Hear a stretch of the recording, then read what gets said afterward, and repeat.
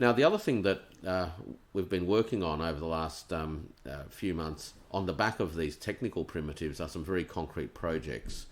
And I just wanted to mention a couple of them today, as these will be released very, very shortly. One of them goes to the emerging concerns around claims made insofar as green energy is concerned, and Smart Trade Networks is a proud foundational shareholder in a business called HydroRec, which is focused on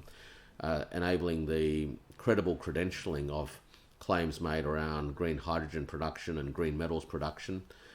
as well as providing credible credentialing for some of the supply chain implications of those activities. And we're looking forward to working closely with the folk at the Smart Energy Council and their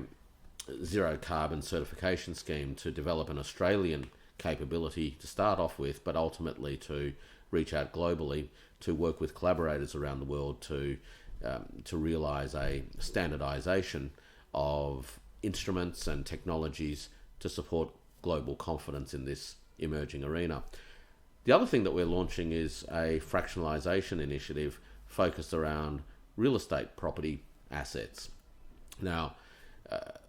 some of the barriers that have existed traditionally to real estate investment and accessing real estate as an asset class for people is that real estate itself is a very lumpy asset with limited liquidity. Fractionalisation enables us to provide lower barriers of entry for people so that people can begin to get involved in this asset class with very modest commitments, and it, in a sense, opens up the pathway for a lifelong engagement in asset building and portfolio building. The other reason why we've been developing tools and instruments and products in this arena is that it really enables us to walk the walk when it comes to disintermediating finance. Now, over the course of the past few hundred years, finance has increasingly become centralised and mediated by large-scale institutions, many of whom have ultimately begun to behave more as rent seekers rather than value creators. Now, the fractionalisation initiatives that we've been developing and that which we will launch very, very shortly focus around unbanking the banked. And what that really means is providing a means by which communities can directly provide financial support